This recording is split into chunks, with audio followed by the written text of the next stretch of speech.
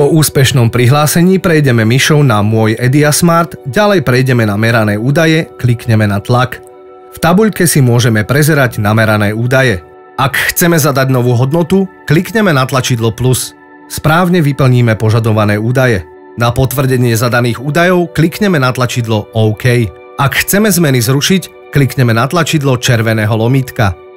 Ak chceme zadané hodnoty editovať, v tabuľke klikneme na tlačidlo ceruzky na riadku so záznamom, ktorý chceme upravovať. Správne vyplníme požadované údaje. Na potvrdenie zadaných údajov klikneme na tlačidlo OK. Ak chceme zadané hodnoty vymazať, v tabuľke klikneme na tlačidlo krížika na riadku so záznamom, ktorý chceme vymazať. Potvrdíme tlačidlom OK.